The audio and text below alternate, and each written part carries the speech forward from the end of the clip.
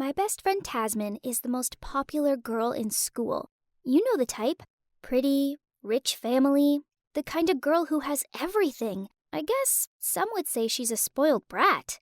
I mean, she's pretty nasty to people, and her mood swings are so unpredictable. Plus, she likes to pick on everyone. But luckily for me, we've been friends since we were little, so I knew she'd never treat me as badly as the other kids. But she didn't exactly treat me nicely either. In fact, most of the time, I felt like her maid. But there were good days too, where she was the greatest friend ever, buying me stuff and even taking me to her fancy country club on the weekends. But when she got cranky, oh my God, I bore the brunt of it. She'd yell at me and complain about every little thing I did, and then she'd order me around. I was like her little stress ball or something. One time, she realized her gym clothes were wet, so she made me swap with her so she could wear my dry ones. It looked like I'd peed my pants, and everyone laughed at me. She didn't even stick up for me. It was like she used me so she could shine even more. Whenever we hung out with boys, she'd drag me along, but didn't let me know beforehand, so I'd show up looking sloppy, and by that way, she'd look amazing next to me. She clearly didn't want me to get any attention. One day I put makeup on, and she said I looked like a clown. And then there was the time she wanted to date this guy, but he would only date her if she brought a friend for his brother. So she brought me, and oh my God, his brother was such a weirdo. It was awful. I could handle her though, and compared to the other kids at school who had it much worse, I was okay. I felt bad for them and wished I could stand up to her and protect them, but I wasn't brave enough. To be honest, it wasn't just because I didn't have the courage to stand up to her. It was also because there were way too many advantages of being her friend. She was always generous and gave me all her old clothes, even if she'd only worn them once. She had this super cute skirt, but then she saw another girl wearing it and immediately gave it to me.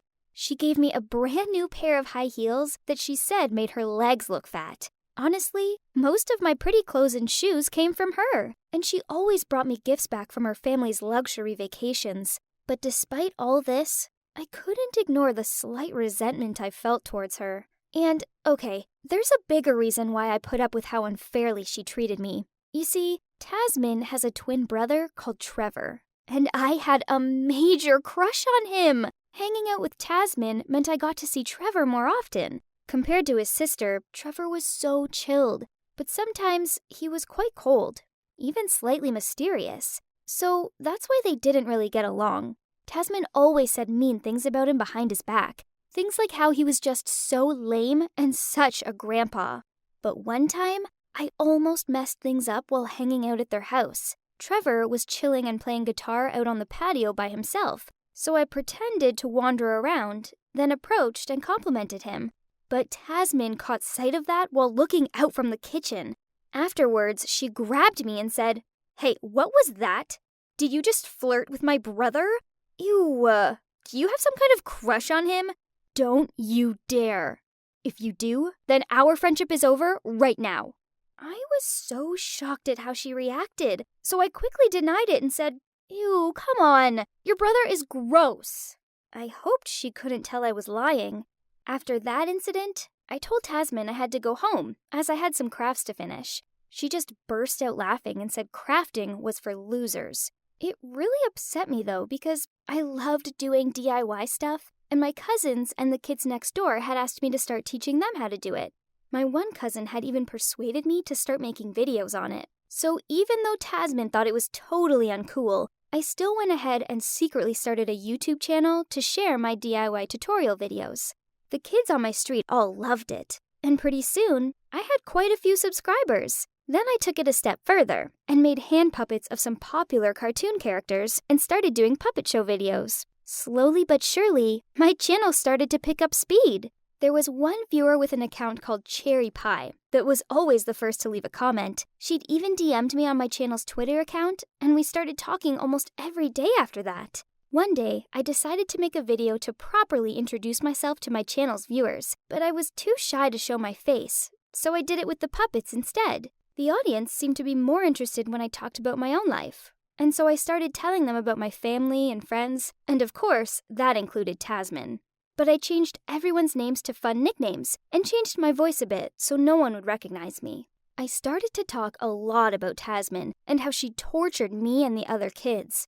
I gave her a horrible voice that sounded like a monster and even showed how she would laugh at what people were wearing. I got so into it that I started to make stuff up, like saying how she stole other kids' lunch money, made them do homework for her, and made them buy her snacks during each recess. She always acted like she was some kind of queen.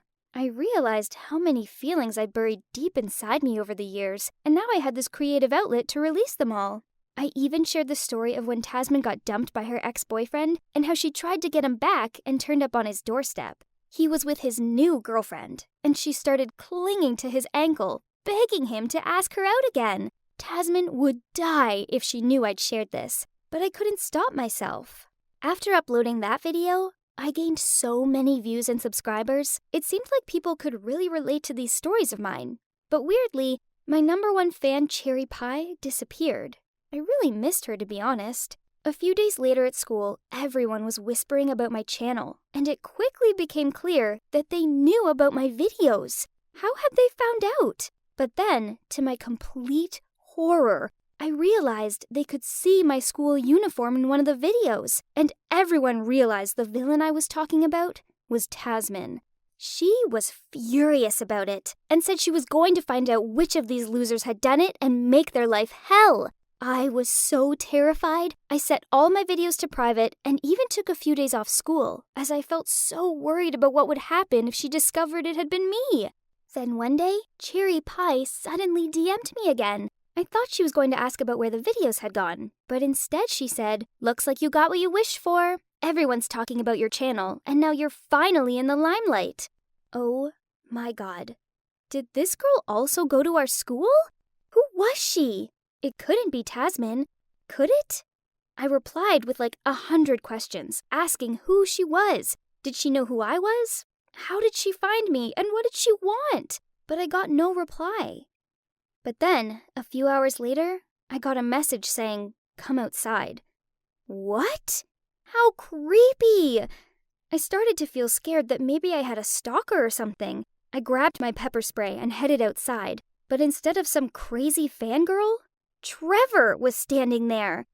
Hang on, Trevor is Cherry Pie? He said he'd found out about my channel because one time at their house, I'd been reading the comments on my phone, and he'd passed behind me and caught sight of the name of the channel.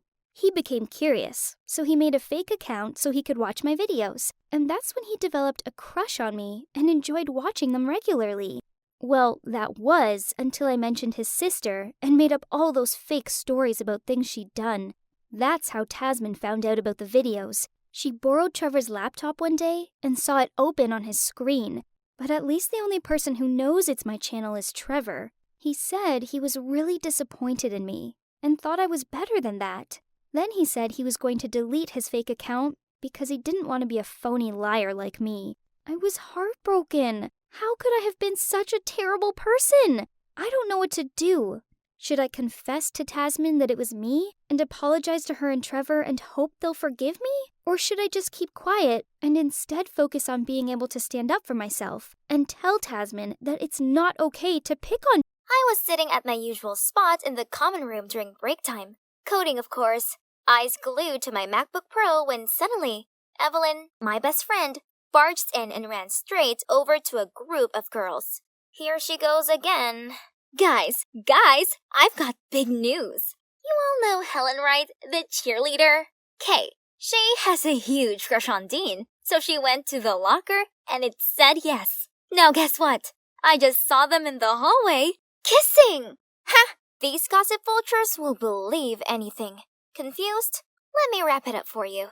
They were talking about this mysterious locker, situated in the school's back alley. The creepy part was, it could actually speak and foretell your future love partner. For it to work, you had to visit the locker between 6 and 7 p.m.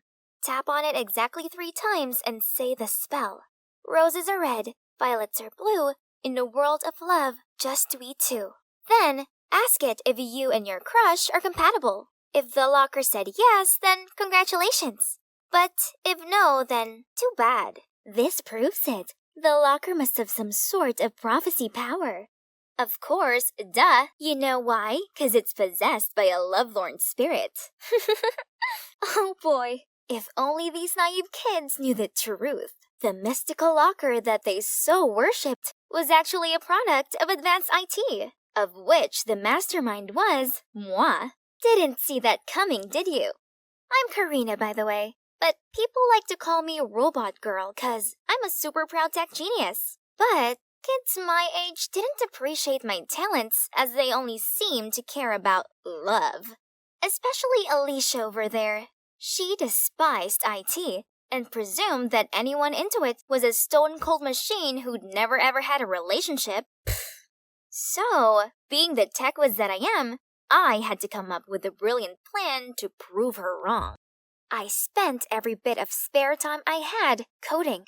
I hacked into the school system to collect students' infos, such as their star signs, blood type, hobbies, and career orientation.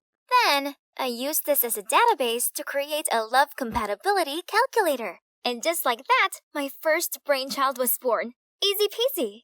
Using it was simple. All I had to do was insert the two names and it'd show me a yes or a no.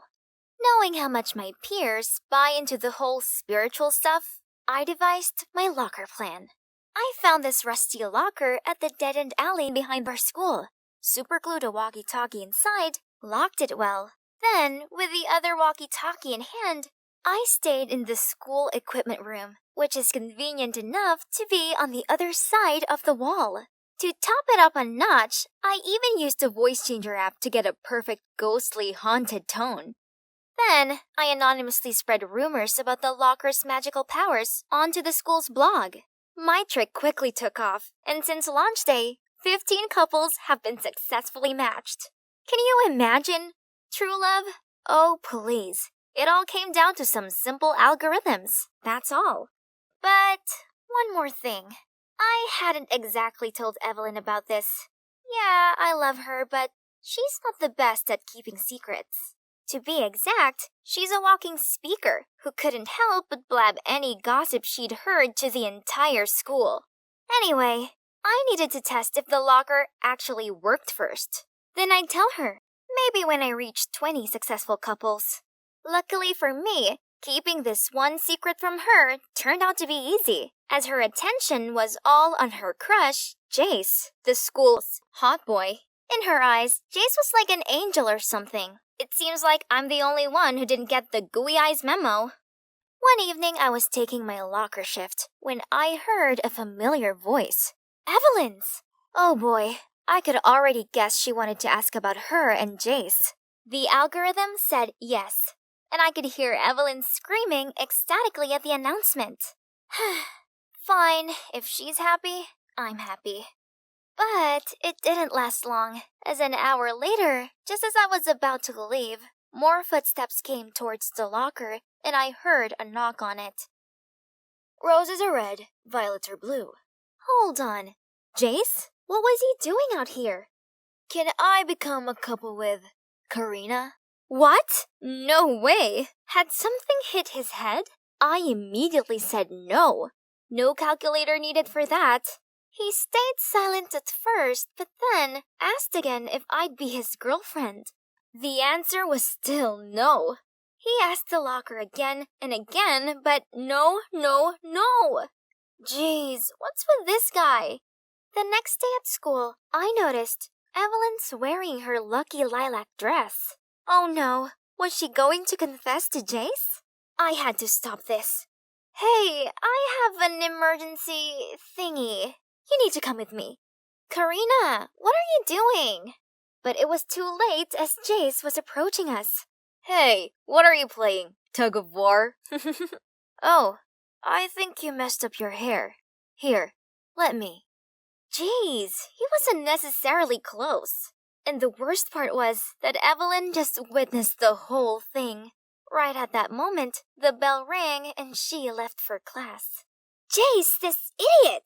The locker said no already, and there he went, messing it all up. Now, I had to wait till the end of class to explain things to Evelyn.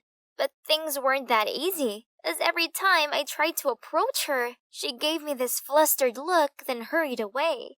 One time, I managed to reach her, but then, yep, you guessed it, shameless Jace showed up and ruined the conversation. Gosh, this leech wouldn't quit bothering me. In math class, he asked the teacher to let him change from Evelyn's group to mine, 'cause he suddenly wanted me to tutor him. The worst part was, the more I tried to ignore him, the more interested in me he seemed to get. Until one day, as I was running away from him, I bumped into someone. It was the school's head boy, Killian. Oh man, I was sure I was in trouble, but... Can you see her bothering her? Quit it already. Did Killian just defend me? But, uh-oh, that sure made Jace mad. It's none of your business. Excuse me, this is a library, not a theater club. Keep quiet or out. Phew, thank God I got out of there. But, come to think of it, that was a strange thing for the normally stern-faced Killian to do. Whatever. I don't have time to think about this right now. So far, the locker had predicted 19 couples successfully. I just needed one more match, then I could proudly make my invention public, and voila! My app would change the whole world's dating scene. Here it is, my 20th client. Wait, isn't that Killian? And guess who he's asking about? Yeah, me! Maybe everyone was right about the robot girl nickname. 'Cause how could I be so clueless all this time about Jace and now Killian? I inserted the data, and the result was a no. But hang on, what if I dated Killian? Would that make Jace give up and stop bothering me? And Evelyn wouldn't keep her distance from me anymore. It's settled. The locker pronounced yes. Monday morning, I was in the study hall, working on the math group project with Jace, when a note was passed to me. Hey, I know this is a bit sudden, but would you like to go out with me? Saturday 3 p.m.? Killian. I took a peek at him and saw him smiling for the first time ever. Okay, I was about to write my answer when Jace snatched the note, read it, then stared straight at Killian. You? Me? Outside. What was he gonna do now? I sneakily followed them to the hallway, but Evelyn appeared right behind me and signaled me to shush. That was when I heard Jace asking what was going on between me and Killian. Nothing really. Only the infamous love locker foretold Karina and I would be together. Jace was too stunned to speak as he turned purple with rage. So there's nothing going on between you and Jace? Of course not. I've been trying to tell you that this whole time. You've heard everything? Sorry, I didn't mean to. So, what do you think about the date? Sure. I'd love to. I could see Jace's boiled over from behind, but what could he do other than bear his grudge and storm off? Problem solved. Saturday arrived and Killian picked me up for our date. He even asked for my parents' approval, then opened the car door for me like a true gentleman. To be honest, I was kind of nervous, but he was so good at comforting me. He then took me to the super cool ice cream drive-thru, and coincidentally, we picked the same flavor, butter pecan. Before I noticed, I'd felt so comfortable around him already. And you know what the best part was? Our last stop was a planetarium. We sat side by side beneath the glistening star-filled sky. Whoa. This date was much more than I expected. I got to see this whole new side of him, one that is so warm and caring. Being with him made me feel good. Maybe the algorithms weren't quite accurate, right? It did say Killian and I would never be a couple, but what I was feeling then proved otherwise. I was still lost in thoughts when my alarm suddenly went off. 5:15 already? Right, I gotta get to the locker and change the walkie-talkie's battery. So I quickly said goodbye to Killian, then ran to the alley. As I was opening the locker to get the walkie-talkie out... Karina? Are you opening the locker? How? Unless you're... Oh. I don't know how, but you sure tricked the entire school. I froze on the spot, not knowing what to do. There's no need to freak out. I'm not gonna tell a soul. That is, as long as you become my girlfriend. Why are you so obsessed with me? You can have anyone else you want. Why me? 'Cause you're different, babe. You're interesting and somehow aren't easily swayed by me, which makes you a challenge. Ugh, this douchebag made me want to vomit. He could expose me all he wants, but I'd never ever go near him again. I shoved past him to leave, but suddenly he grabbed my hand and tried to force me into his embrace. Get off of me, you psycho! I never meant for it to turn out like this. I just wanted to prove that data was the driving force of compatibility. But maybe I'd been wrong after all. I decided it was time to confess all to Evelyn before Jace told her first. Only the next morning, when I arrived to pick her up as usual, her mom told me she'd already left. Was there something I didn't know about? I turned on my phone notifications, and that's when I saw it. Alicia had posted the picture of Jace grabbing me, but the angle made it look like, in Alicia's words, we were kissing. Huh? So that's why Evelyn didn't want to see me. And what would Killian think of this? I arrived at school just as Killian stepped out of his car. I rushed toward him, and when our eyes met, I could see he was hurt. Then he just turned and walked away. Without thinking, I caught up with him and I poured my heart out telling him I was the one behind the locker, how I got involved with Jace because of Evelyn, and how I lied to him when he went to the locker. But that was also how I realized I had feelings for someone. For you. Excuse me? You're the one behind the love locker? No way. Gosh, I'm so glad I got all my secrets out. In that case, we have a big problem. Evelyn then walked me along the corridor, and what I saw was pure chaos. People were crying, arguing, and even fighting, all because of the locker. One couple was having a tearful breakup because the locker claimed they weren't meant to be. In the other corner, two girls were fighting because the locker matched them to the same guy. A boy was breaking stuff out of anger since the locker didn't match him with his crush. The entire lobby echoed the words, "Love Locker." Gosh, how'd I been so oblivious to this before? I'd been so caught up with my own problems, I'd neglected the consequences of the locker I'd created. This was wrong, so wrong. I had to shut the locker down right now. I rummaged through my bag to find my MacBook, but this was my baby, my first brainchild. No, I must do this. Yeah, that was the right thing to do. Technology shouldn't be used to predict one's feelings. I've learned the hard way not to mess with anyone's relationship ever again, and that love is never ever simple. You don't need a mysterious object of the spiritual world to tell you who to date. You just gotta experience it. Well, it's been 3 months since I shut down the infamous love locker. Now, everything is finally back to normal. And guess what? I've got a boyfriend. Yep. Killian and I just went official last week.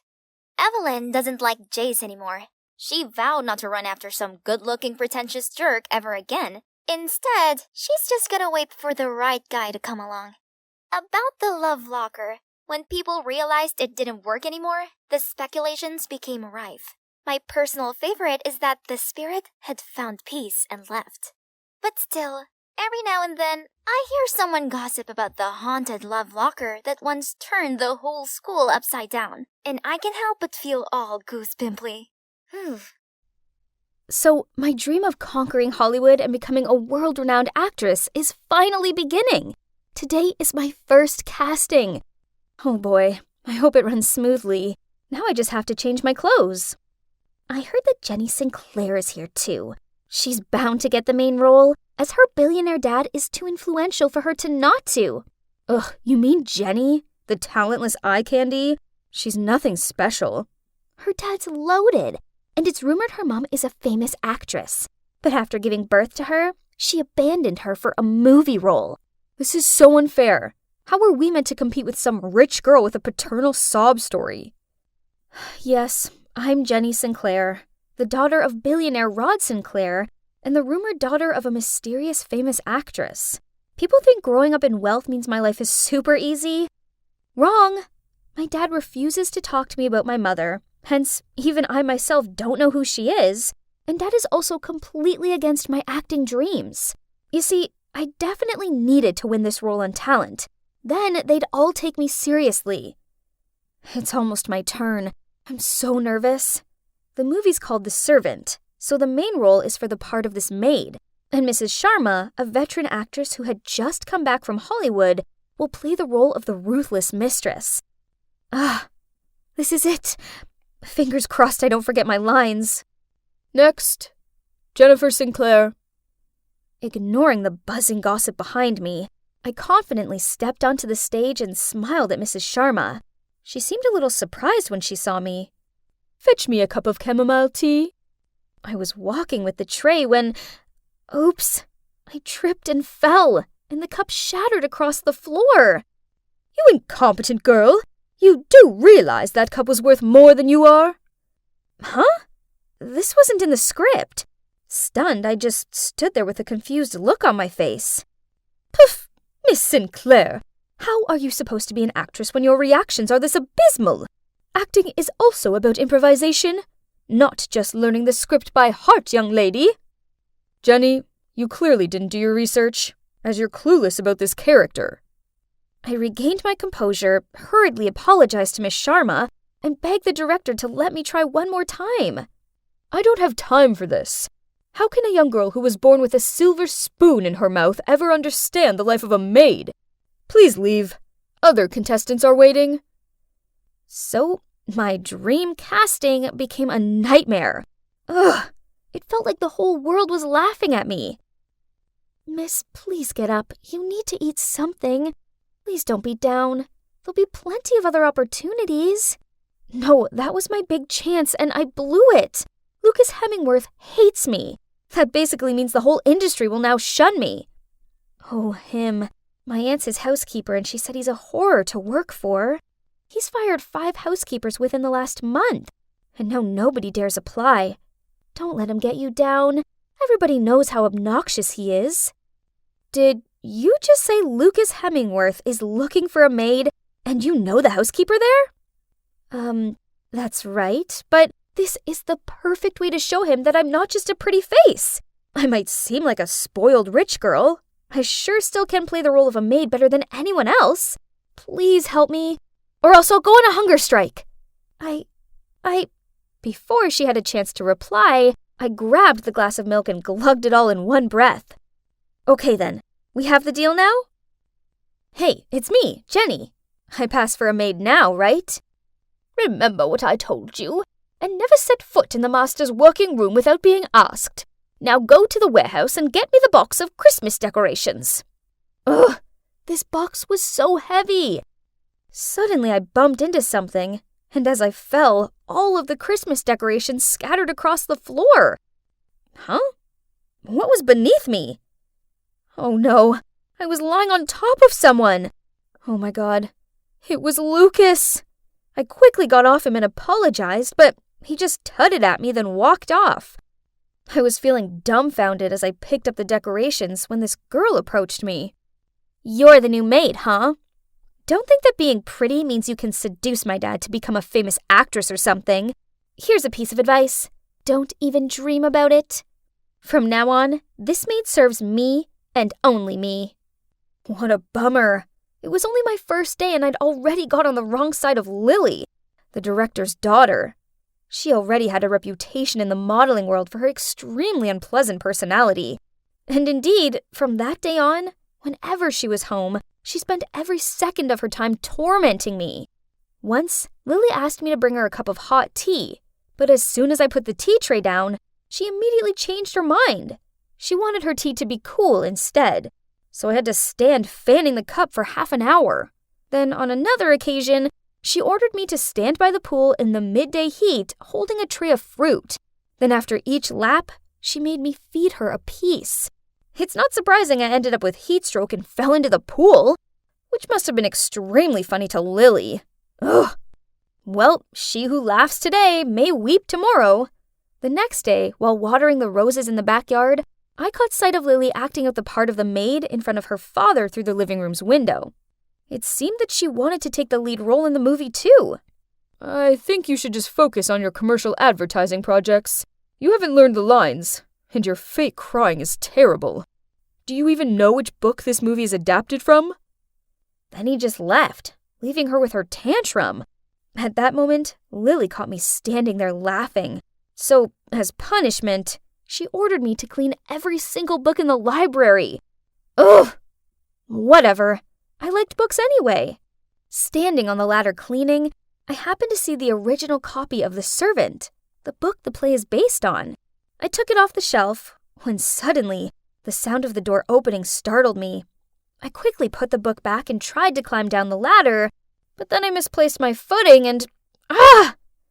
Firm hands grabbed my waist and guided me onto my feet. They were wearing a hoodie, mask, and sunglasses. OMG! Had a thief just saved me? Who are you? How did you get in? This is trespassing. Do you realize whose house you're trying to rob? And you, do you know who you're talking to? Thief. Ridiculous. Then he pulled down his hood and took off his sunglasses and mask. Oh God, it was Jack Jerome, the hottest actor on the scene right now. Before I could react, Lily's high-pitched scream startled us both. Jack, you're here! It's so exciting that you're staying with us for the next few months. I'm such a huge fan. To Lily's dismay, Jack ignored her, then coldly walked out of the room. So, turns out Jack's been cast as the male lead in The Servant, and to avoid adding to his already scandalous past and thus affecting the movie, Lucas insisted he stay here during filming. Anyway, even though I didn't like Jack at all, at least him being around meant Lily was too busy clinging on to him to pester me. These days, I often take advantage of the late-night cleaning time to study the original book. The last audition is coming up, and I have to understand my character better than anyone else. I was cleaning the kitchen while reading when suddenly I heard footsteps. Who could it be at this time? So, you like this book? It's confusing though, right? Are you suggesting a mere maid like me isn't smart enough to understand it? I have no idea why you're cast as the warm, kind-natured, sincere part of Alfred. You're clearly the opposite of him. It's called acting, sweetheart. So are you saying an actor must be exactly like their character in real life? Then shouldn't you be more cautious, since I just played a murdering lunatic in my last movie? He's really unpleasant. Arguing with someone as arrogant as him was pointless. I'd just taken a few steps when I slipped over, but Jack reached out and grabbed my shirt tail, which helped save me from falling flat on the ground, but caused my shirt to tear. I blushed in embarrassment and tried to fix it. Here, have this, he said, as he quickly took off his jacket and placed it around my shoulders. At that moment, out of nowhere, Lily appeared. On seeing her, Jack hurriedly left the kitchen. She stormed over to me and yanked his shirt off me. What now? Changing your target already? But let me remind you, you're just some dumb maid. Jack's mine? Oh, poor Lily. You delusional girl. I'm not interested in Jack, but it doesn't take more than a glance to tell he's not remotely interested in her. Because of yesterday's incident, Lily made me wake up at 4 a.m. to bake probably all kinds of cakes that exist on Earth. I'd just finished decorating the last batch when she rushed into the kitchen, snatched the apron and gloves off me, then put them on. I didn't have time to understand what was happening when Jack walked in and she quickly held the plate out to him. Have a bite! I got up early to make it for you. What a fake! Jack was about to pop a piece of cake into his mouth when I realized it was almond. He's allergic to them. Stop! That cake has almonds in it. Here, have this one. He took the cake, then winked at me before he walked off. Yeah, his personality sucks, but oh boy, how to resist that strong jawline and those beautiful deep eyes? Naturally, Lily was furious, so she forced me to make tea. But no matter how much she knocked on Jack's door, he wouldn't open it for her. So she angrily threw the tea tray on the ground and yelled for me to clean it up. Oh my, it was such a mess. The carpet was tea-stained and there were bits of chipped china everywhere. I started picking up the pieces when, ouch! I cut my hand. Jack immediately opened the door. Then on seeing my bleeding hand, he quickly led me into his room and helped me bandage the cut. I didn't know he had this warm side to him. How surprising! This weekend, the director's having a small gathering for the film cast and crew, so my time was taken up with the preparation for this. Now I was confident to say that I had fully understood what it's like to be a servant. There's no housework that I hadn't tried. I also accidentally lied to the housekeeper that I used to be a bartender, so she assigned the cocktail making to me. I was trying to get my head around the recipe of a cosmopolitan when Jack walked in. Pretty good, but perhaps it needs a little more cranberry juice. You want them merry, not passing out. I know all the guests coming, so I can give you hints on what cocktails to serve them. That's a good thing. I could ask him more about my future co-stars. The two of us talked passionately about wine, cocktails, and the servant book. Turns out he's actually quite sweet, and nothing at all like those ego-driven swine the press portray him as. While talking and drinking, I felt a little dizzy. Suddenly, Jack approached me. Actually, I find you quite captivating, so you can quit playing around now. Playing around? Huh? You think I like you? You're drunk.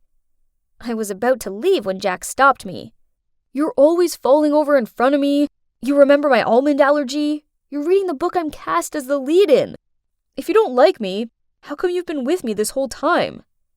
I looked at Jack confused.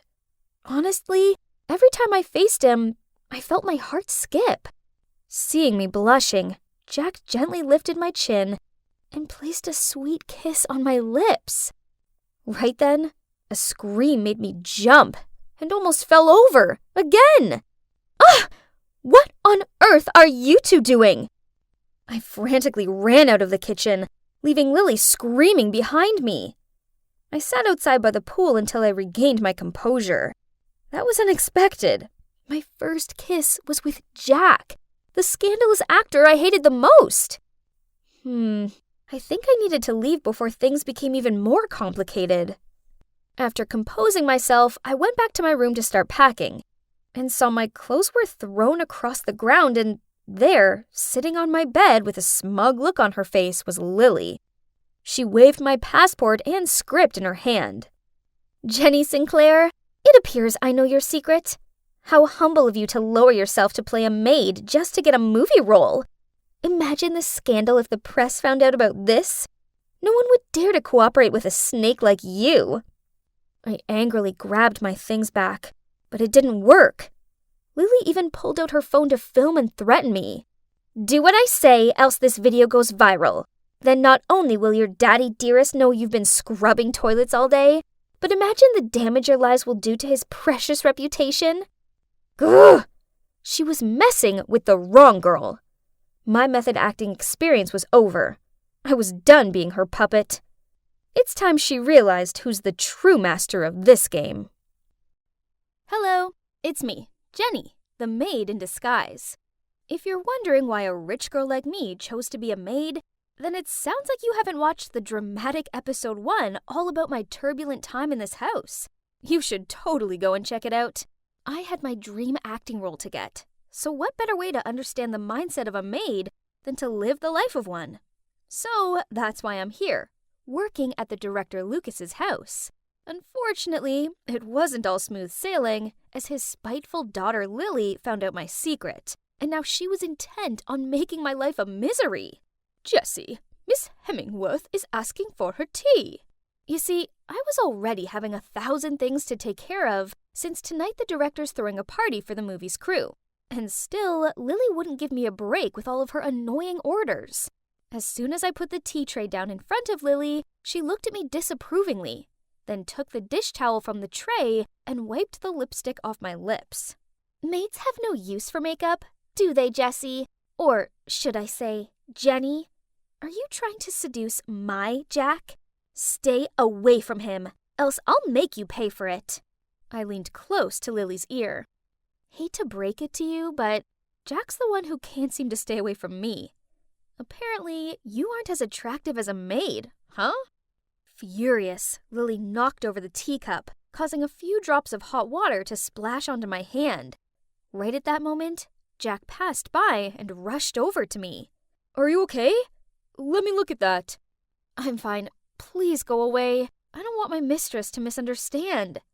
Jack helped me up, then turned and gave Lily an opposing look. I didn't do anything. She's just faking it. Without letting her finish, he led me into his room. Gee, Lily sure looked mad about this. I honestly wasn't that hurt, but Jack still gently took care of me. He even softly blew on my hand to help relieve the pain. Can't deny that I was a little moved by his gestures. To be fair, he is handsome. It isn't a stretch that people call him the Adonis of showbiz. Suddenly, I noticed him meet my gaze. Oh no, had he noticed me staring at him? Why are you looking at me in that way? You're not even blinking. Then he leaned towards my face. Was he going to kiss me again?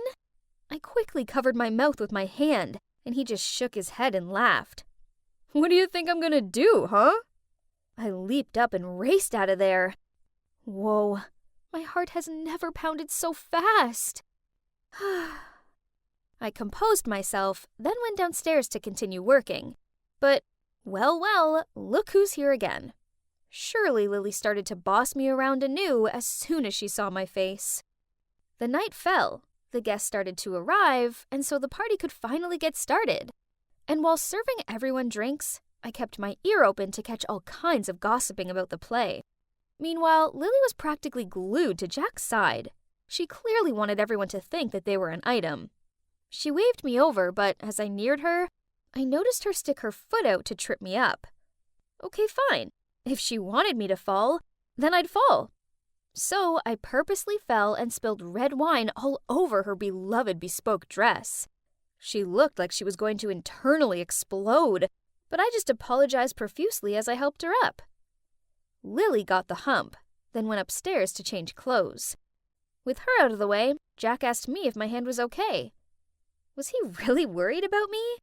He gently held my hand to check, then even dusted off my clothes. I gave a shy smile and was about to thank him, but he had already turned away to greet Siren, this beautiful emerging actress. Unbelievable! As I watched him lead her over to the dance floor, I felt so foolish for ever believing a guy like him was capable of having sincere feelings. I angrily left when the housekeeper insisted I fetch more chairs for the guests. Ugh!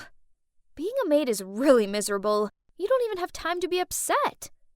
As I hurried to the storage room, I saw Lily standing in front of the director's study room, looking sneaky. What was she doing? I cleared my throat, which startled her and caused her to drop her phone. Oh boy, when she spun around and saw me, she sure looked mad. She ordered me to carry her dress, but I told her that I had to finish the housekeeper's task first.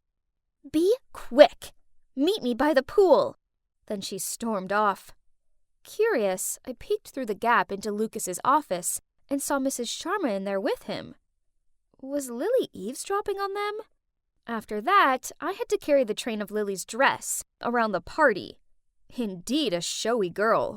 But her plan to punish me wasn't working, as everyone seemed to pay more attention to me than to her. I even overheard some of them whisper that I was pretty, which made Lily screw her face up in annoyance. Then when we were by the pool, she ordered me to fix her hair, but then she suddenly swung her hands out, which caused me to lose my balance. Panicked, I grabbed onto Lily's dress belt, and we both gave horrified looks as we fell head first into the pool. Lily intentionally pushed me for everyone to laugh at anyway, so fine, an eye for an eye.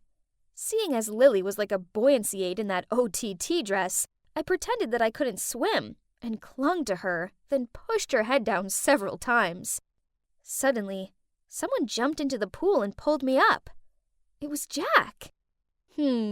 For someone who can't swim, you sure don't seem that freaked out, huh? Next time, try acting more realistic. Geez, Jack saw right through me. I shyly made an excuse to go change clothes and left. Thank goodness, that chaotic party was over. It It was absolutely exhausting. Still, I couldn't stop thinking about Jack and how he always seemed to appear at the right moment. I suppose his actions really touched me. However, there's a chance that he was just using me to annoy Lily, right? She definitely wouldn't let me off this time. Speak of the devil. I forbid you from talking to Jack ever again! You've probably forgotten my warning. My dad's at home right now. Should I go talk to him? Do what you want, but I'm sure the press would love to see some unflattering photos of you. And do you remember how that one time you pretended to be sick in order to avoid participating in a charity program? You dared to sneakily take photos of me? You... It's you who went through my stuff first. I have no interest in Jack, but no way will I ever sit back and let you control me again. Okay, fine. As long as you don't hover around him, I'll leave you alone. My dad told you to bring him some tea into his working room, so better hurry up. Lucas wants to drink tea while working? Okay. I carried the tea tray upstairs and quickly hid in a room near his office. After a while, I saw Lily come up and put her ear close to the door, muttering, "Why hasn't Dad yelled at her yet? Is she flirting with him again? This fox!"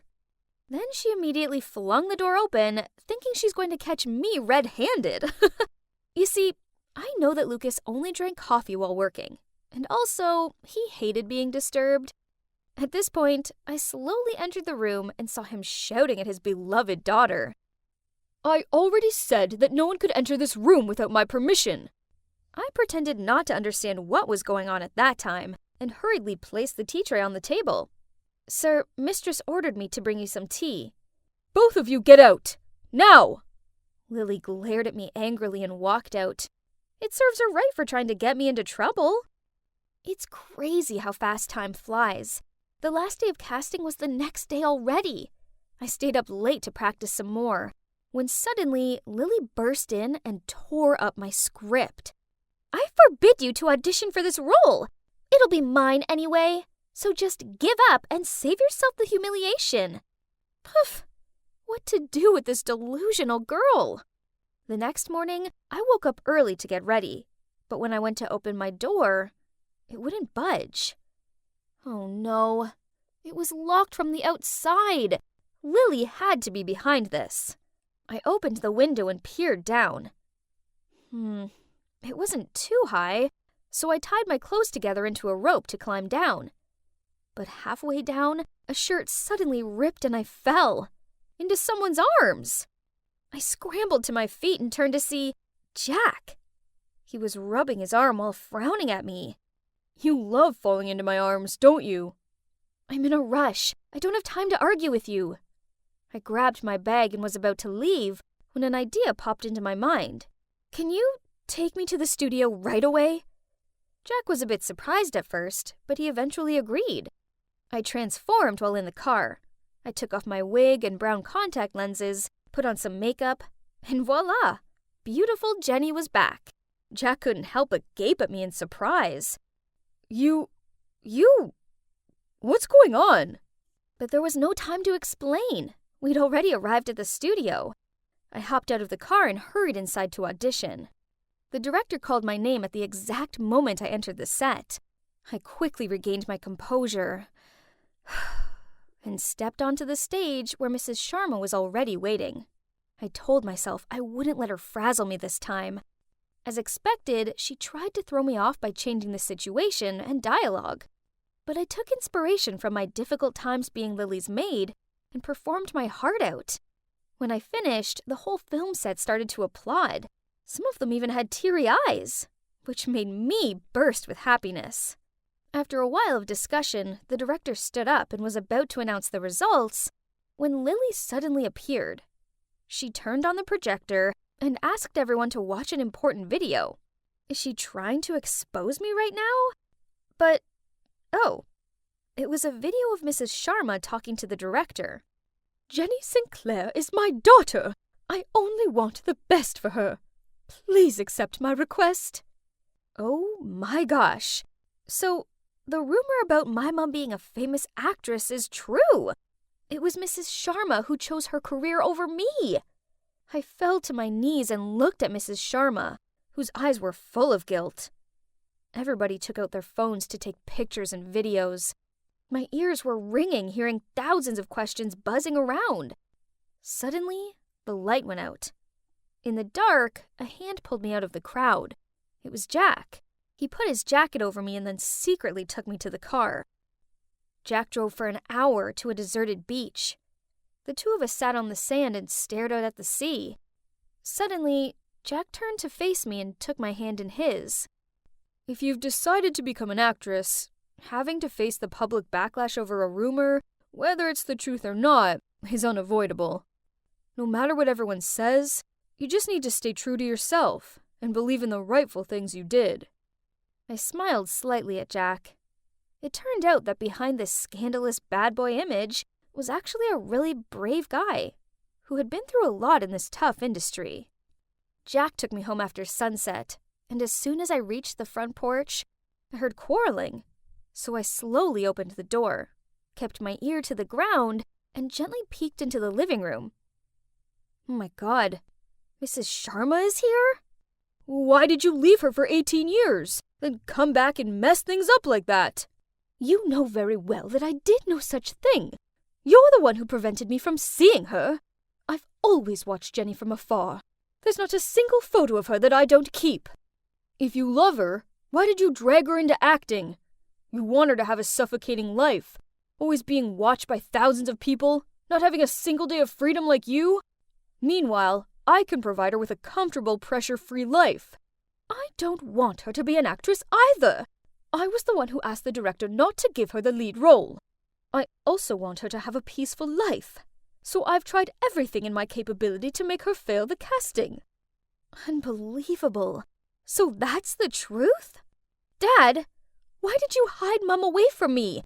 Do you know how much it sucked not having a mom? Jenny, why are you here? Just hear me out.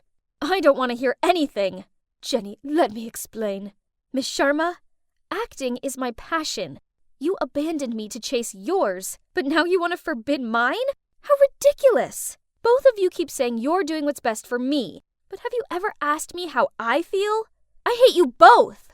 I ran to my room, slammed the door, then cried my eyes out until I fell asleep. When I woke up, I saw a bunch of notifications on my phone. Turns out Miss Sharma went live and publicized her side of the story. The article showed the room full of my pictures from baby to grown-up. She talked about how when she divorced my dad, even though she loved me dearly, she thought he'd be able to provide me with a better life, so she gave him full custody. So, it turns out I do have a famous actress mom, and she does love me. I guess it must have been hard for Mom, and she must have suffered a lot too. Looking at the pictures of my childhood preserved by her, tears welled up in my eyes. At that moment, my maid rushed in. Miss, congratulations! They picked you! The maid showed me the phone screen. In front of me was an article titled, Jenny Sinclair chosen as the servant's leading lady. I rubbed my eyes in disbelief. This is real, right? It's real, miss. Look, even your casting clip has reached millions of likes, and the comments are full of praise for your method acting. Everyone supports you. I jumped up and hugged my maid, tears streaming down my face. Finally, I've achieved my dream. So, what now? Well, as you can see, I made it. This is the movie premiere. I'm here with my mom. She accompanied me on set and taught me a lot. Suddenly, a firm hand wrapped around my waist from behind.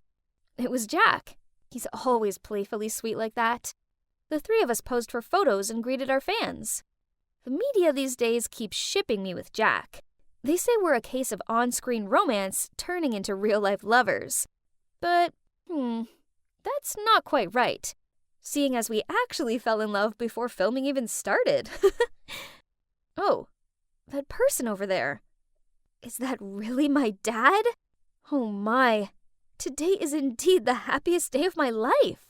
Having Dad's support for my passion like this means everything to me.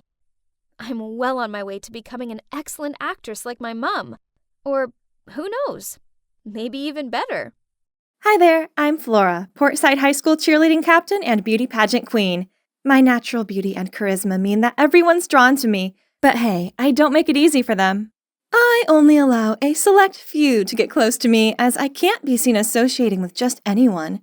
Only my classmate Nina is pretty enough to have the coveted position of my BFF.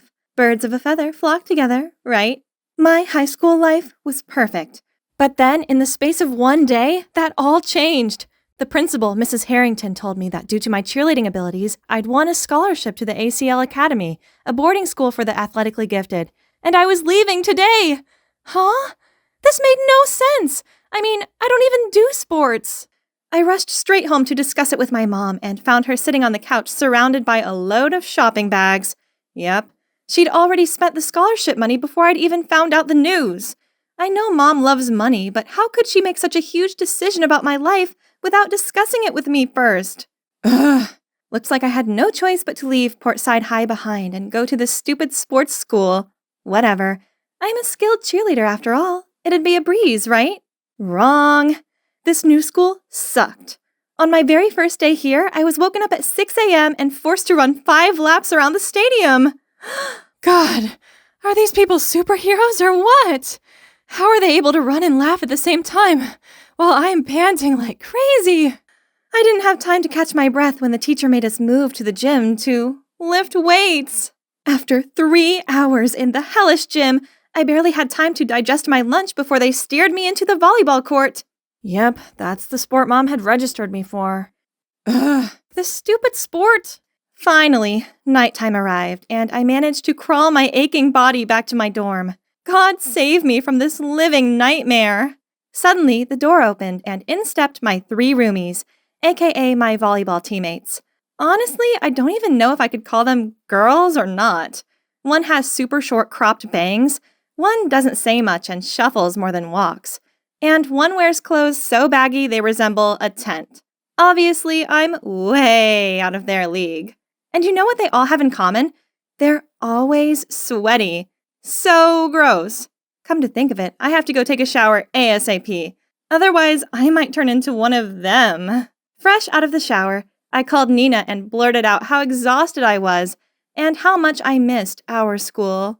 Poor you, you must be so tired. Oh, by the way, I have some amazing news to tell you.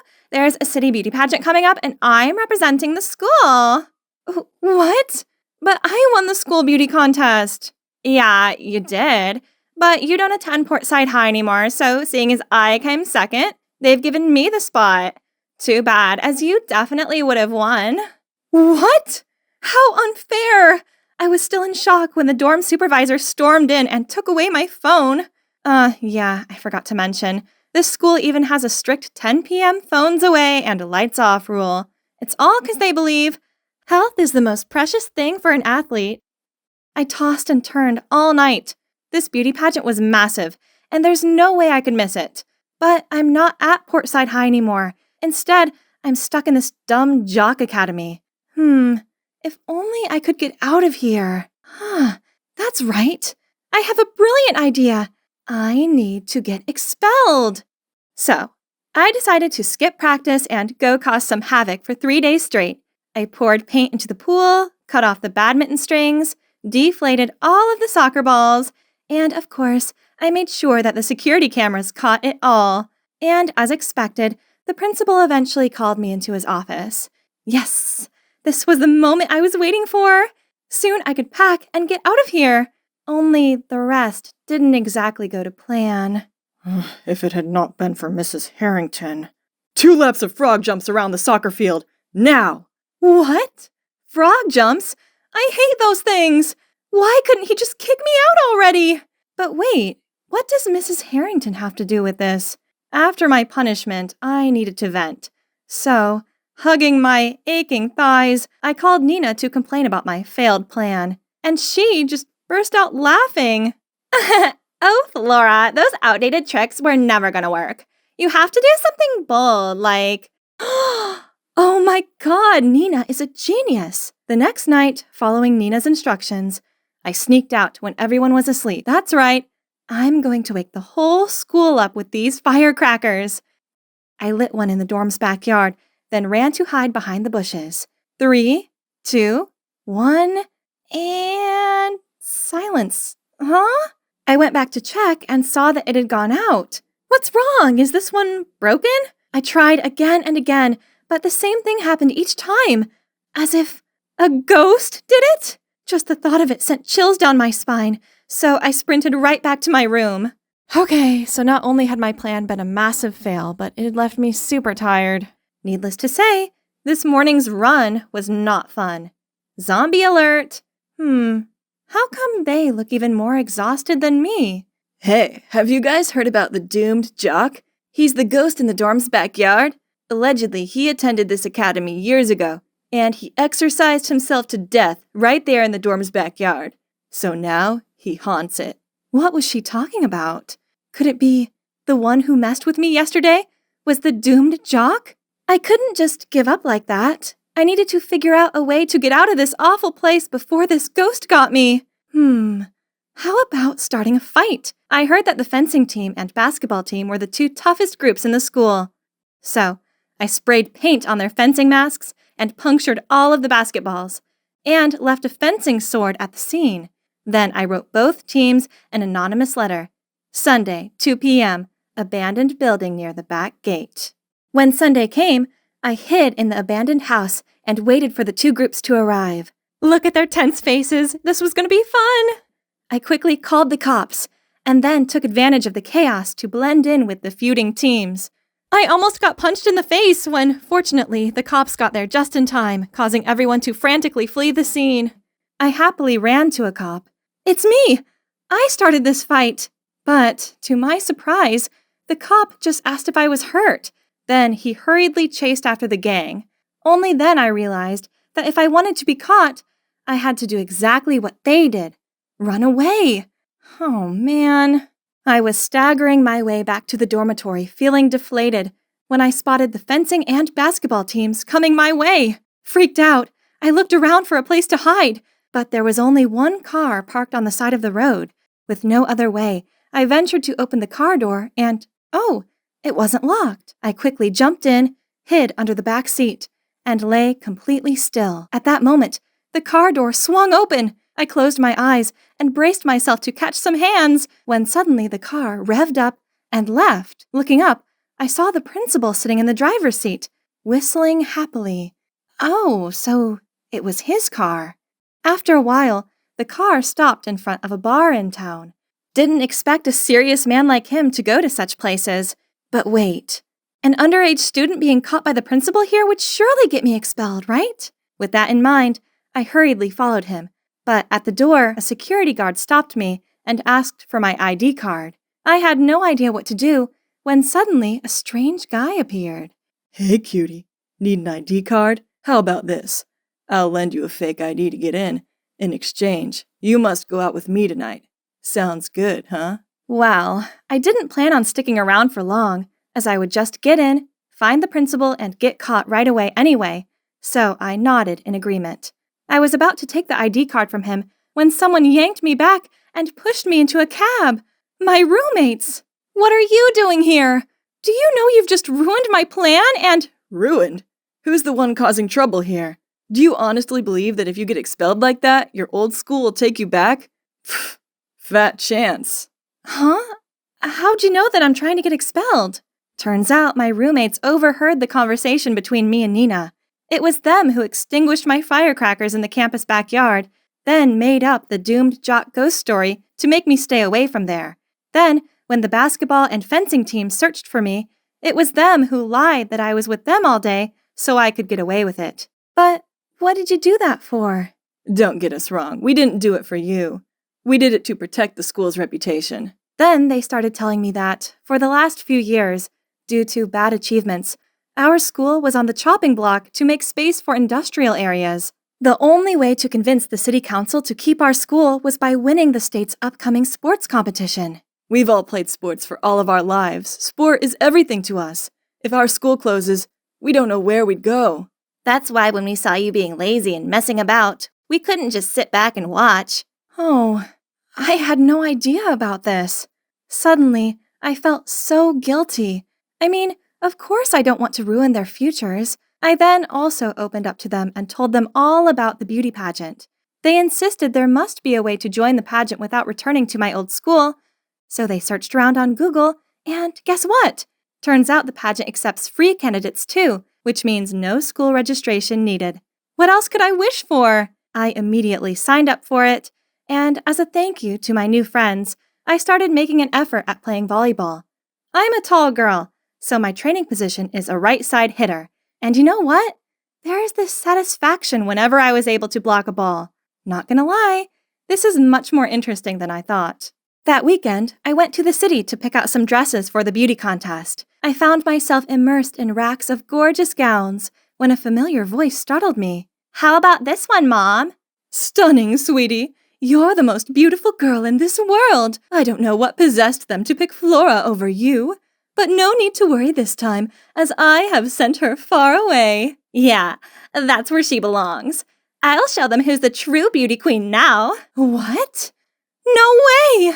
My old school principal is Nina's mom? And transferring me to the sports academy was part of her plan, just so her daughter could go to the pageant? I was fuming, so as soon as Mrs. Harrington went outside to take a call, I walked straight over to confront Nina.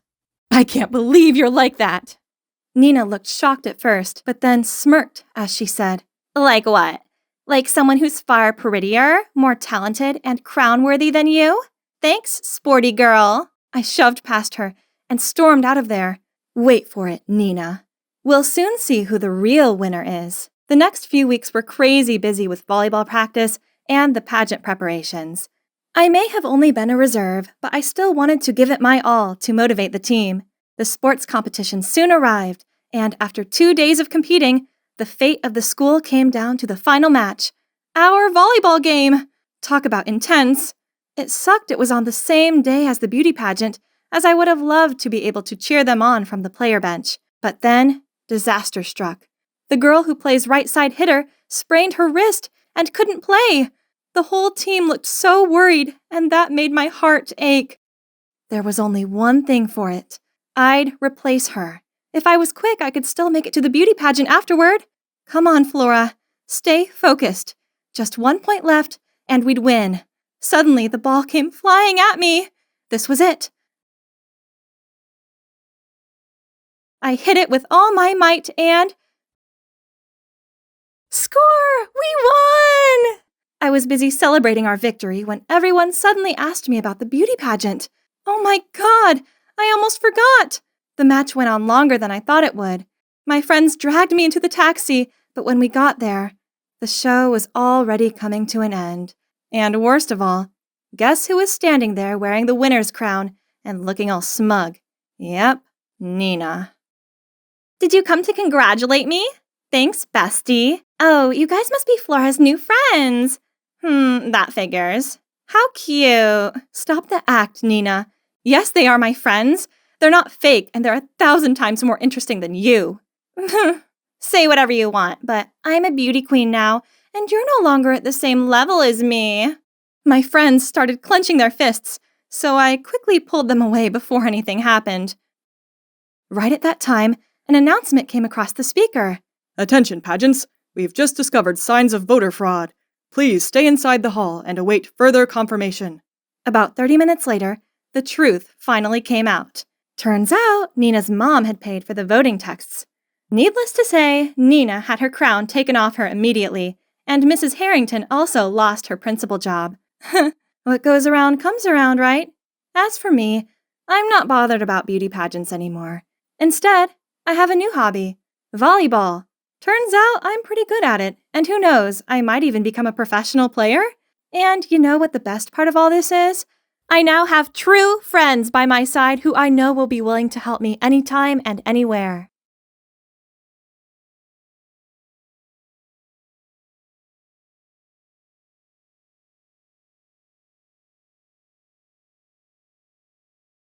Let me tell you something. Something really important. I have acrophobia, so this is my idea of a nightmare. I don't want to be here at all. Oh, and that guy on the other side is Charlie. He's my boyfriend, but I don't actually like him like that. So you're probably wondering how I ended up here, 200 meters above the ground and about to make this terrifying leap. Well, let's just start from the beginning. Hi, I'm Luna, a 17-year-old high school girl from a small town in New South Wales.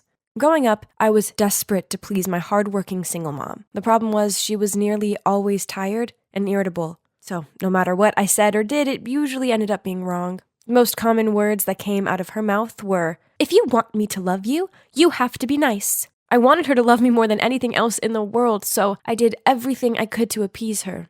This led to the need to make everyone happy and left me with an unfathomable fear of being hated by others. If I made other people happy, then they'd like me, right? So whenever someone asked me to do their homework or cover for them on roll call, I did so without hesitation. And if there's ever an argument or awkward situation, regardless of if I'm to blame or not, I always apologize first. At 15, I moved to Sydney alone for high school, and that's when I met my roommate Margot. She's my complete opposite, but this didn't stop us from becoming best friends. She's independent, sassy, and doesn't let anyone pressure her into doing anything she doesn't want to. Guys, if I were more like her, I would have been able to avoid a lot of trouble. Once we had a group assignment in biology, and I, by chance, teamed up with these two popular girls. The day before the deadline, they both texted me saying they were sick and asked me to do their parts. This was a lot of work for one person, but I didn't want to upset them, so I agreed. But then, that night, while I was scrolling through Instagram during my brief break after hours of studying, I saw them checking in at a party. What? So they lied to me so they could go out and have fun and left me home alone to do their homework? Oh my, I just want to take this pen and throw it right at their dumb duck faces. How is that cute in anyway? Ugh, but who was I kidding? I knew full well I'd never be able to tell them what I really thought of them. So I picked up the pen and continued my workload meant for 3 people alone. I stayed up all night and drank 3 cans of energy drinks. But it was just too much work for one person to finish on time. Our assignment, or should I say, my assignment, got points deducted due to late submission, which somehow made the popular girls mad. What have you done? How could you turn in the assignment late? I'm sorry. It's just that doing it all by myself was a bit too much for me. Oh, please. You had the whole day to finish it. It's all down to your poor time management. Right at that moment, Margot appeared, out of nowhere, and stepped between us. Pfft, if you both cared so much about your grades, then you would have helped Luna complete it. Instead of going to some stupid party, how about I report you to the teacher to cross out your names from Margot? Enough. Sorry, don't mind her. Then I quickly pulled Margot away. Apologizing to them was a ridiculous thing to do. It wasn't your fault. I know it's not my fault, but there's no point making a scene out of it, right? Fine. In that case, I'll leave you alone with all the troubles you've caused yourself. I don't care anymore. Oh, no, I didn't mean to make Margot mad. I quickly apologized to her, told her she was my best friend in the whole world, and asked her to go for a milkshake to make up. A week later, on the day my volunteer club was selling lemonade to raise funds for a children's charity, I suddenly fell sick. Oh no, I'd been telling everyone at the club how important this event was, but now I was the one who'd be absent. How embarrassing. I needed to show them how sincere I was. I texted the club president that I was sick, but if the club really needed me, I could still try to participate. Now I can finally sleep. But who would know? Before I even had time to curl up in bed, he texted back saying how they really needed my help. So if I could come, that'd be great. Oh, no. Did I really have to drag my feverish self over there? Not knowing what to do, I turned to Margot for advice, but she snapped at me. If you knew you couldn't go, why suggest otherwise? People will always take advantage of you if you let them. So just make it clear that you're sick and can't participate. Then she told me how her music club had a dinner meeting tonight, yet she'd already decided she was having a relaxing pamper session tonight, so she immediately told them she was otherwise engaged. Margot was right. If I'd done as she said in the first place, I wouldn't have had to rack my brains looking for excuses to say no without annoying anyone. Finally, I texted the club president that I was afraid of infecting everyone, so I'd better stay home. Then I fell asleep and found my worries plaguing my dreams. The next day, I felt better. So after class, I dropped by the club's room, but I instantly felt weird vibes from everyone. Then when I asked the club president how much money we'd earned from the event, he totally blanked me. Oh, no. He was obviously still mad with me for letting him down. I was lost in thoughts when suddenly someone tapped me on the shoulder. I heard you were sick. Are you feeling better now? It was Charlie, one of the club members. He told me that day I was off sick, he voluntarily took over all of my work. So I invited him out for a thank you dinner right away. Maybe he misunderstood my goodwill gesture, as after that he bombarded me with texts, calls, and soppy memes. Then one day while we were walking together, Charlie suddenly stopped and took my hand. Luna, we've known each other for a while now. I think it's time for me to confess my feelings. I like you. Will you go out with me? Oh my. What did he just say? I stood there dumbfounded. I mean, I liked him as a friend, but not romantically. But when I met his expectant gaze, my conscience began to torment me. He was such a nice guy, so how could I say no to him? In the end, I forced a smile and nodded in agreement. My feelings for him will develop over time, right? But unfortunately, the answer to this was no. Actually, since we started dating, I found myself liking him even less than before. He does a lot of things that irritate me, such as the time he insisted we wear couple outfits to school. Yeah, slogan shirts with "he's mine, she's mine" printed on them should definitely be left in 2010. Ugh. He smugly ushered me around the school and seemed oblivious to the laughs and points in our direction. If only the ground could just open up and swallow me right away. That evening, noticing how fed up I looked, Margot asked me if everything was going all right between me and Charlie. So I told her everything. I thought she'd get mad at me again, but to my surprise, she just sighed and told me to tell the truth and break up with Charlie before things got too serious. That's the best way to stop both of us from getting hurt. And also, I've heard a lot of bad things about Charlie. People say he's kinda erratic. You better get this over with as soon as possible. Yeah, Margot's right. Next time I saw Charlie, I was ending this once and for all. Turns out I didn't have to wait long, because that Sunday afternoon, Charlie came to pick me up for our date. He told me he had a surprise in store for me, and I was gonna love it. Okay, it sounds like he'd gone to loads of effort, so it was probably best if I left breaking up with him until the journey home. Almost there! Hearing what Charlie said, I looked out the window and, oh my god! Is that a bungee jumping spot? So, long story short, here I am, 200 meters off the ground, my legs trembling like a leaf and my heart thudding like crazy. I was about to cry out of fear when suddenly I heard romantic music playing behind me. I turned around to see Charlie getting down on one knee. Behind him was eagle-eyed staff holding roses and candles while swaying to the music. What's happening? I know we haven't been dating long, but it's clear that we're made for each other. Luna, will you marry me? What? Did I hear him wrong? I mean, I'm only 17. Seeing my puzzled look, Charlie hurriedly said, I know we're still in high school, but don't worry, we can wait till graduation. Then let's have the most wonderful wedding straight after that. This was insane. I stood there, rooted to the floor, not knowing what to do, and seeing everyone watching and waiting made me feel even more pressured. I was trying to figure all this out when Charlie forced the ring on my finger. Oh my god. What should I do? What should I do? Well, in classic me fashion, I didn't do anything. My stupid hand just froze in place. And in the end, it turned out like this. No, I couldn't let this happen. Charlie, actually, I don't have feelings for you. I was going to tell you today, but I didn't expect things to end up like this. You're kidding me, right? If you didn't like me, you wouldn't have let me put the ring on earlier. So I explained everything to Charlie. His face darkened with disappointment. I felt so guilty. I should have just been straight with him from the beginning, then none of this would have happened. We can still be friends, can't we? I asked, but Charlie replied without even looking at me. If you don't like me, then why give me hope? Why the emotionless tone? It felt like he turned into a completely different person. Afraid, I kept quiet, not daring to blurt out so much as a word. I'd be home soon and away from this suffocating atmosphere. But as Charlie drove, I noticed how the surroundings became stranger and stranger. This is definitely not the way to the dormitory. Finally, the car stopped at an abandoned construction site. Luna, get out of the car. Sensing his irritable tone, I did as he said. You can stay here until you've figured out that we're destined for each other. Then call me. I watched in horror as he drove away and left me there. I was all alone, in the middle of nowhere. Panicked, I called Margot for help, but as soon as she picked up, my phone ran out of power. I explored the area, but it was completely deserted. Would I be stuck here forever without anyone knowing?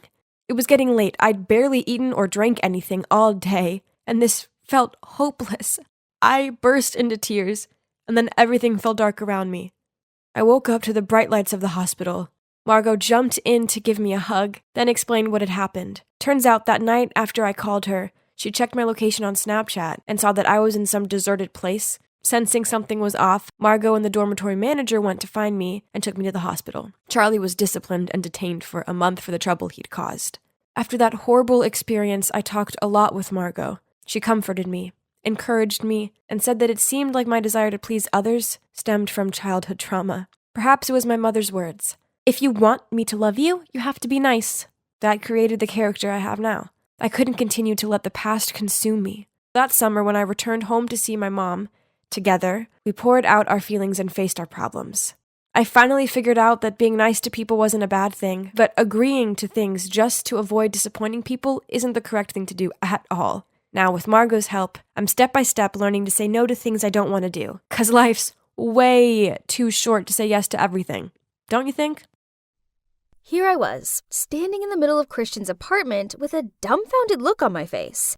I know I dated a lot of guys, but could it really have been so many that I'd accidentally dated this guy twice? I took another look around the room. Oh my god, that hideous lamp and minuscule kitchen looked really familiar. I was feeling uneasy as I sat on the couch and stared at the guitar. Okay, now I was sure that I'd definitely been here before. Panicking, I made an excuse that my favorite TV show was about to start, so I had to go home. Then I ran out of there. From that moment on, I avoided Christian at all costs. He tried to call and message me a bunch of times, but I ignored them all. How was it possible that I couldn't remember dating him? I mean, okay, I suppose I had been on a bit of a dating streak recently, but it was hardly enough to date myself into oblivion, right? Besides, if this was the case, shouldn't he be able to recognize me too? On the day we met, I was in a terrible mood, so was drowning my sorrows in a bar. I had a bit too much to drink, so when I walked out and accidentally bumped into Christian, I began blaming him. But instead of ignoring a drunk girl, he made sure I got home safely. After that, I don't know if it was by accident, fate, or if Christian was stalking me, but I seemed to run into him all the time. Hey, if the universe wanted us to hang out, then who was I to stop it? So I started talking to him, and turns out we got on really well. Then, of course, came that day when he dropped the bombshell. He said he likes me, and I kind of like him too, so we started dating.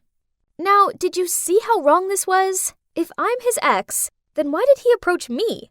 Also, I mean, what are the odds for the both of us to just have zero recollection of each other?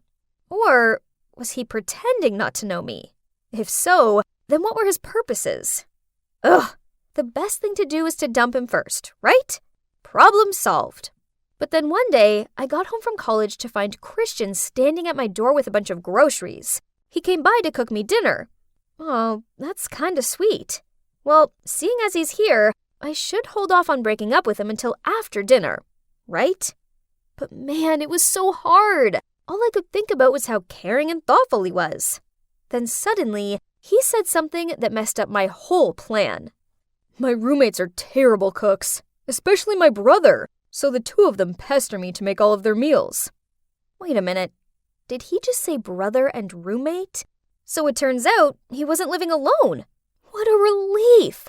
That means there was still hope that I could have dated his brother or his roommate, not him. I just needed to figure out which one it was. I needed to find out more about them, so I praised him for more information. He told me that his brother was dumped by his ex in the worst way possible. He'd arranged a romantic dinner at a restaurant, and while he was talking, she screamed out that she wanted to break up. It was not only devastating for him, but also humiliating. Oh my god. That sounded so familiar, because I often did that too. It's like my signature move. Could it be that the person I dated was his brother, Connor? If yes, then that would be great. It means I could continue dating Christian, right? To be honest, I really hope it's Connor. So all I needed to do was meet the guy and let him confirm it. But easier said than done. The guy was never home. Until one night. Christian and I were at a bar when we heard some loud noises coming from the booth next to us. A guy was yelling at a couple. Seeing that, Christian immediately ran over to them and stopped the guy.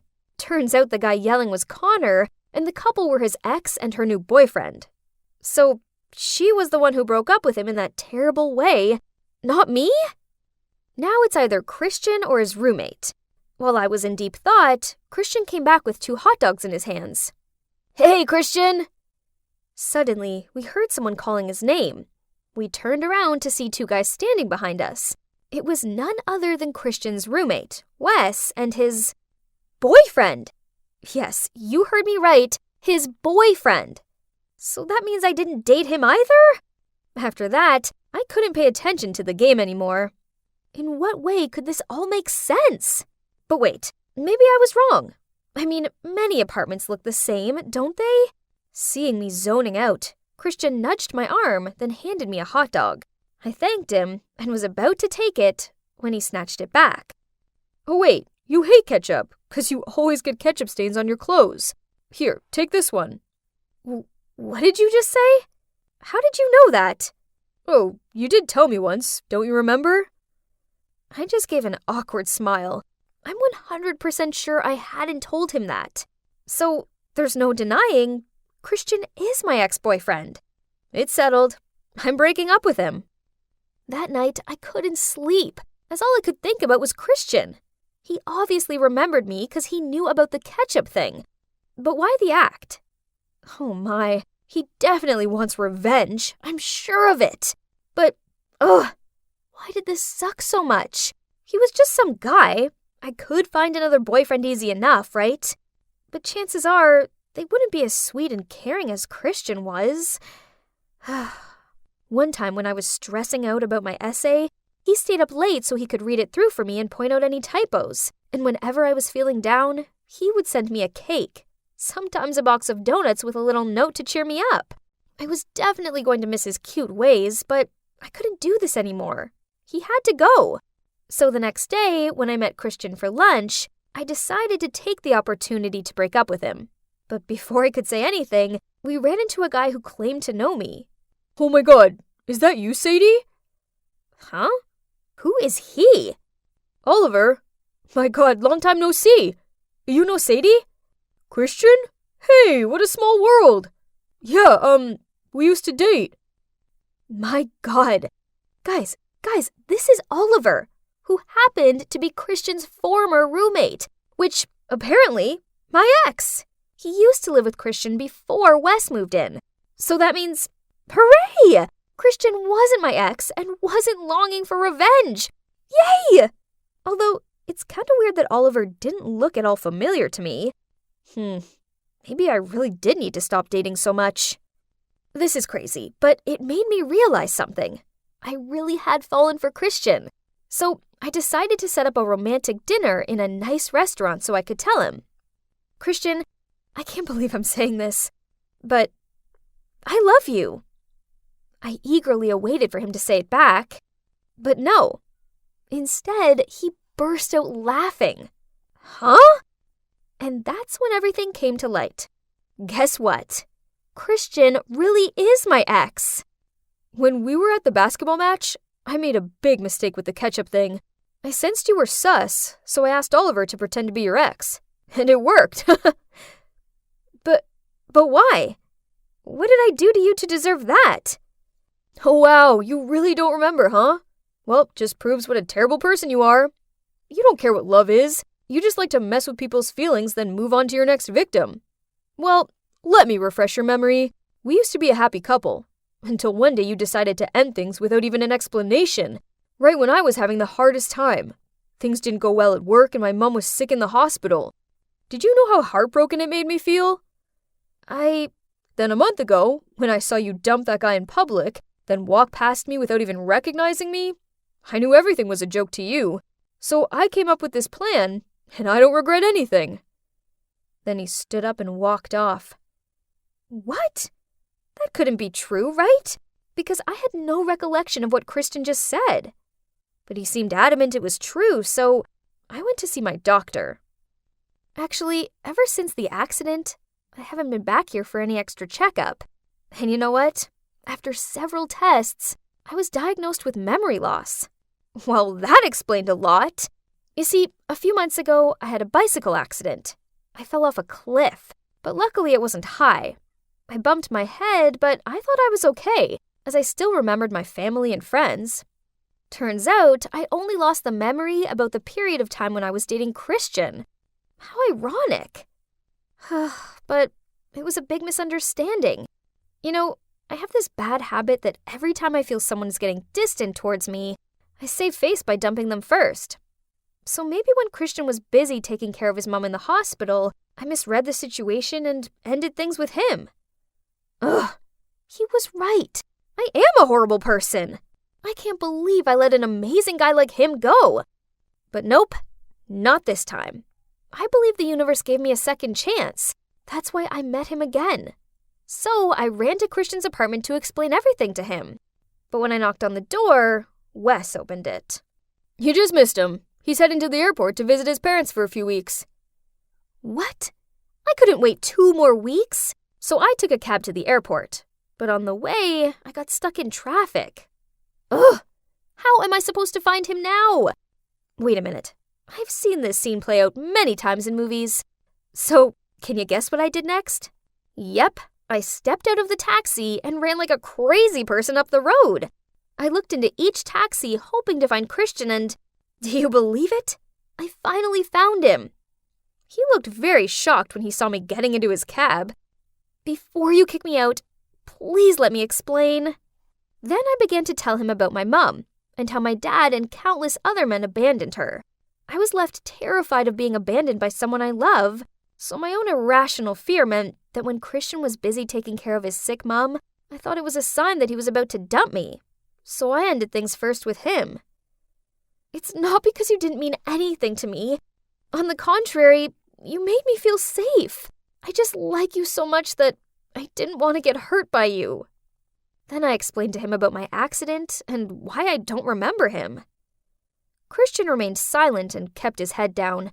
It seemed like he didn't want to give me another chance. I tried, but I couldn't make him forgive me. So, feeling glum, I opened the car door to get out.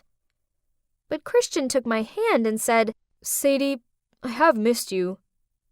Okay, fine. Let's give it another try. So that was it. Christian gave me a second. Oh, wait. Actually, it's the third chance. And can you guess what we did next?